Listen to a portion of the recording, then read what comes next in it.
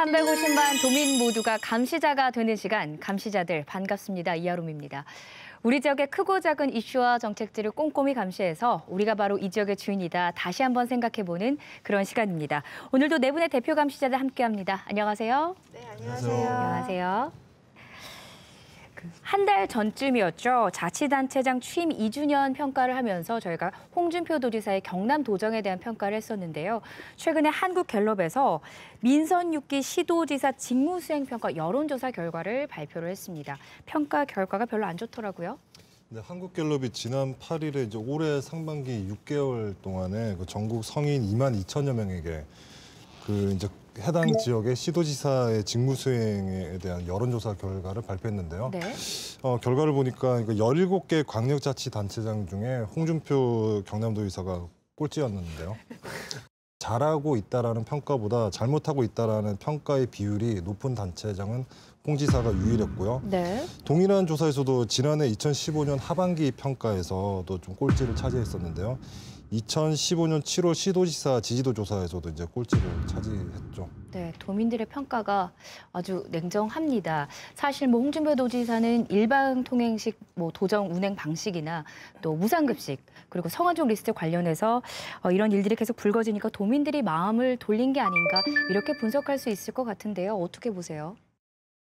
우리 홍 지사 다들 좀 부정적이 보는 건 사실입니다. 네. 그리고 저 역시도 일방적인 동행, 행정, 그다음에 거침없는 언행 좀 잘못하고 있다고 하는 건 사실입니다. 사실인데 그런 거를 인해서 또 여러 가지 까먹는 것도 많은 것 같아요. 잘한 행정도 많이 있거든요. 네. 우리 거가대교 재구조화, 재정 자립도, 청렴도 2위, 여러 가지 잘한 게 굉장히 많이 있습니다. 이런 부분이 우리 지사에게는 마이너스 요인이 나와서 이런 부분을 잘한 점을 까먹지 않았나 하는 생각을 가지는데 좀 우리 홍 지사도 좀 반성하고 해야 될 것 같습니다. 네. 더해서 더 아쉬운 건 뭐냐면 2015년 7월에도 꼴찌를 하셨습니다. 똑같은 한국갤럽 조사에서요. 그런데 왜 연속해서 2년 연속 꼴찌를 하냐 그거죠. 저희가 학교에서 공부할 때 예를 들면은 지적을 받거나 성적이 안 좋으면 좀 변화의 의지를 보이지 않습니까? 네. 그래서 홍 지사님께서 작년에 이 결과를 받고도 올해 또 똑같이 결과를 받은 거에 대해서 대단히 아쉽다. 변화의 여지가 있었는지 그리고 개선의 여지가 없었던 건 아닌가라는 아쉬움이 있고요. 매번 우리 지역의 도지사가 전국 꼴찌다라는 평가를 듣고 또 받아들여야 하는 도민들의 마음은 오죽할까요? 홍준표 도지사 앞으로 남은 2년 임기를 다 채울지 또 못 채울지는 의문입니다만 단 한 번이라도 반성하고 책임지는 모습을 보여주는 게 마땅한 태도가 아닐까 싶습니다. 지켜보도록 하겠습니다. 이제 본격적인 감시 리스트로 넘어가 보죠. 첫 번째 감시 리스트는 도민들의 관심과 지지 속에 이어지고 있는 거리의 무법자, 난폭버스 집중 추격입니다. 2주 전 감시자들에서는요, 새 버스가 출고되자마자 뒷바퀴를 재생 타이어로 바꾸고 있다는 사실을 보도해 드렸습니다. 이후 후속 취재에서 만난 시민들께서 안전에 문제가 있을 것 같다. 또 시민들을 우롱하는 행위다. 앞으로 시내버스 타기가 불안하다. 이런 말씀들을 해주셨는데요. 매주 새롭게 밝혀지는 소식에 시민들의 불안함은 커져가고 있습니다. 이번 주에는 이미 한 차례 공분을 샀던 재생 타이어와 관련된 문제점을 더 알려드리려고 합니다. 추가로 드러난 사실들이 있는데요. 화면 먼저 보시죠. 하루 평균 58만 명의 시민이 이용하는 경남의 시내버스. 무엇보다 안전해야 할 대중교통이 도로 위에 무법자가 된 지 오래. 아찔한 고개 운전을 이어가며 승객들의 생명마저 위협하고 있는 시내버스 난폭 운전.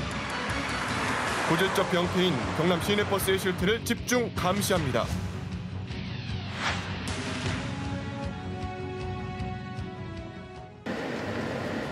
감시자들의 집중 취재로 드러난 시내버스 업체들의 감춰왔던 진실. 차가 나오면 뒷타이어 4개를 다 뺍니다. 나고 재생 타이어 바로 뽑습니다. 언제 터질지 모르는 타이어.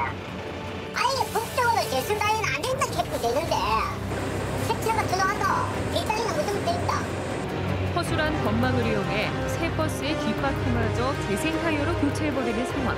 그렇다면 이 재생 타이어들은 과연 안전할까요? 제작진은 재생 타이어의 상태를 확인하기 위해 직접 현장을 찾아 나섰습니다. 접착 부위 마감이 허술하게 그지없는 타이어부터 지면에 닿는 표면이 갈라져 있는 것들도 쉽게 발견할 수 있었습니다. 눈으로 봐도 성한 곳이 없는 시내버스 재생 타이어들. 심지어 손가락 마디 하나가 쉽게 들어갈 정도로 찍힘이 심한 타이어도 발견할 수가 있었는데요. 상당히 위험해 보이는데 이 타이어 같은 경우는 언제 달아달라고 이야기를 합니다.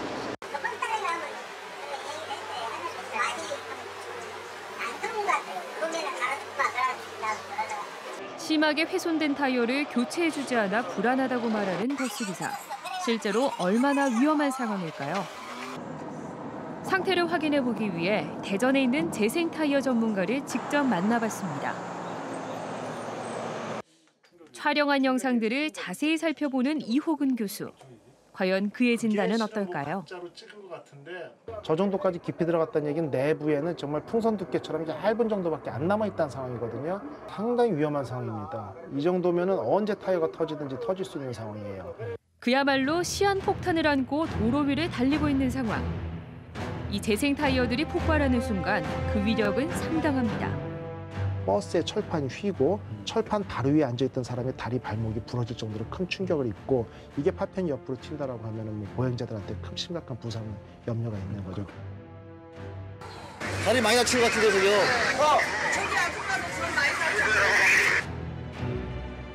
시내버스 재생 타이어 폭발 사고가 늘어나자 지난 2012년 기술표준원에서는 사고 예방을 위한 재생 타이어 안전 기준을 발표했는데요. 타이어의 재생 연한을 5년 이내로 제한하고 주요 표시사항 각인을 의무화하는 등 구체적인 안전 대책을 내세웠습니다. 그렇다면 경남의 시내버스들은 안전 기준을 잘 지키고 있을까요? 제작진은 한국제품안전협회 조사관과 함께 창원의 시내버스 재생 타이어 현장 단속을 직접 나가봤습니다. 버스 뒷바퀴에 장착하기 위해 쌓아둔 새 재생 타이어를 꼼꼼히 살펴보는 조사관. 각인해서 의무사항은 이 세 가지입니다. 이 재생 타이어라는 거. 두 번째 재생을 했을 때는 제자를 2개를 써야 되고, 그다음에 업체명, 연월일, 제조 주차. 각인을 하라는 게 잘 돼 있는데. 그런데 어딘가 이상한 듯 한참을 살펴보는데요. 지켜보던 업체 직원의 표정이 불안해 보입니다. 트레이드 고무 이게 표시는 있는데, 이거 스티커는 있는데 타이어 스티커는 따로 안 붙이는 거죠? 이건 트레이드 고무잖아요. 아니? 근데 품목을 또 자동차에 재생 타이어로 해놨습니다. 소비자의 안전 보호를 위해 정부가 법적으로 강제 의무화한 안전 인증 마크. 그런데 문제의 재생 타이어에는 노면과 닿는 트레드 고무에만 인증 표시가 있을 뿐 정작 버스의 하중을 지탱하는 타이어에는 안전을 증명해줄 인증 표시가 없는 상태였습니다. 지금 인증 표시가 없는 걸로 봐서 안전도에 대한 실험을 했는지 안 했는지 그 확인이 안 되지 않습니까? 그래서 문제가 되는 겁니다, 지금. 트레드 고무에 부착된 인증 번호를 현장에서 바로 조회해 보는데요. 트레이드 고무라고 적어져 있죠. 지금 이 인증번호, 이 고무 인증번호입니다. 이 고무. 아니나 다를까 재생 타이어에 대한 인증 마크가 아니었습니다. 뿐만 아니라 새 재생 타이어에 부착돼 있어야 하는 국가 인증 마크도 찾아볼 수가 없었는데요. 지금 이제 오면서 자금 내려면서 다 떨어져가고. 다 떨어져요 이게. 지금 여기 있는 거 또 하나도 안 붙어 있잖아요 지금. 그러니까. 타이어 운반 과정에서 인증 스티커가 모두 떨어져 나갔다고 변명하는 타이어 업체 관계자. 그렇다면 이 타이어를 구입한 버스 업체는 이 사실을 알고 있었을까요? 여기에서도 또 이 안전한 타이어를 사용을 해야 되잖아요. 사장님한테 보고하셔가지고 사장님도 이런 사실을 알고 계셔야 될 것 같아서 직접 보고를 하시는 게 좋을 것 같습니다. 이런 건 전혀 모르셨어요? 이 부분은 솔직히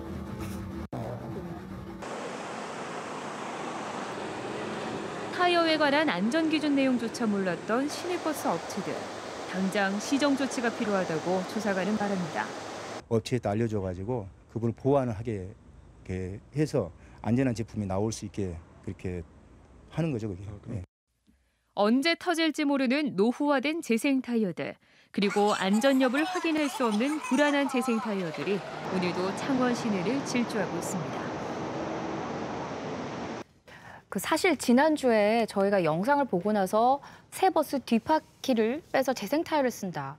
그것도 놀라웠지만 과연 그 재생 타이어라는 건 안전할까? 안전하고 인증이 된 타이어를 쓸까? 이런 의심은 해봤었는데 확인이 된 것 같습니다. 기준 미달 타이어들, 좀 안전성이 의심되는 타이어들이 지금 그 뒷바퀴로 쓰고 있는 것 같은데요.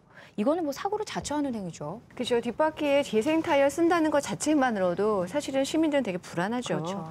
근데 더해서 그 재생 타이어가 예를 들면은 규격에도 못 미치는 제품을 쓰고 있다고 생각하니까 정말 이건 아찔하다는 생각이 들고요. 이거 정말 강력하게 단속해야 되고 강력하게 처벌해야 된다는 생각이 듭니다. 네. 정말 차에서는 이게 차의 어떤 종류를 떠나서 타이어는 정말 중요한 역할이에요. 이게 만약에 고속도로 좀 그 속도가 좀 높은 상황에서 타이어가 사고가 나면 이거는 대형 사고로 이어질 수도 있는 거거든요. 그래서 하물며 이 대중교통수단 이 다수를 태우고 다니는 이 차량이 버스에서 타이어를 이렇게 저가에 구매하기 위해서 이렇게 한다는 것은 이건 정말 좀 심각한 일이죠. 네, 목숨을 담보한 일이죠.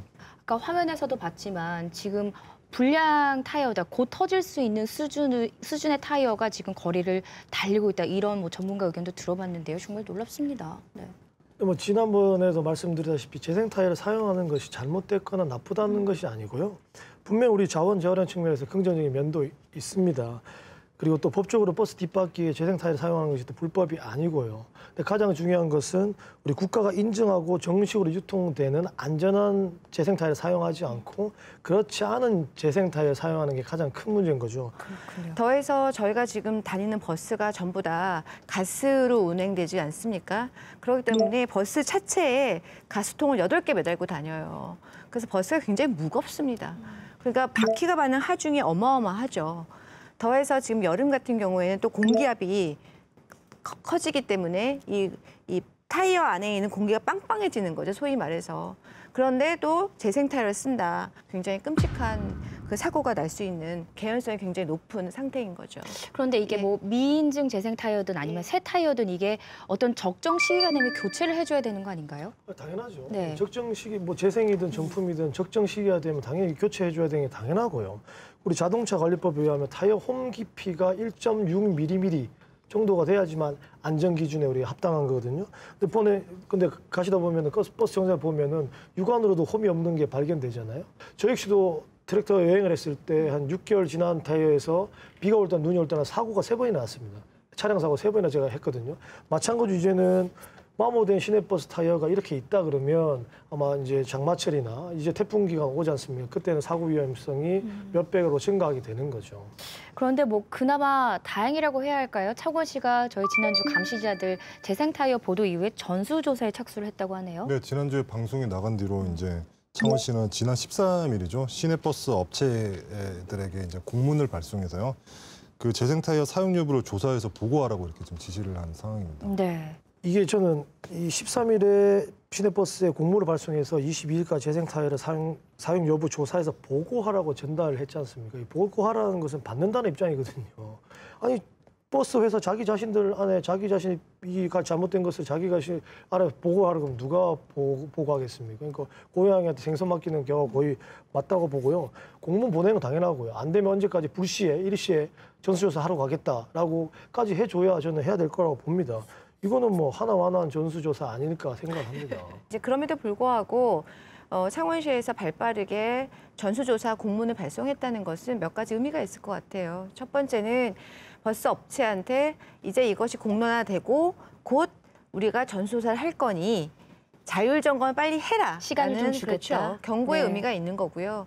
그리고 더해서 이제 앞으로 행정에서 관리 감독을 할 거다. 당신들이 한 그 전수조사를 기초로 해서 내가 행정 관리 감독을 할 거니 이제 앞으로 잘 해라라는 경고의 사인을 준 거기 때문에 뭐 물론 이제 시작이기 때문에 좀 지켜봐야 될 것 같아요. 이게 만약에 이대로만 끝나면 정말로 이것은 그냥 전시행정일 건데 창원시가 아마 이것을 시점으로 해서 첫 단계로 해서 앞으로 이런 것들 좀 발빠르게 정리하기를 좀 기대해 보도록 하죠. 그래도 그동안 시내버스 문제에 대해서 수수방관하던 창원시의 태도가 조금은 달라진 것 같습니다. 즉각적으로 대응하는 태도는 고무적인데요.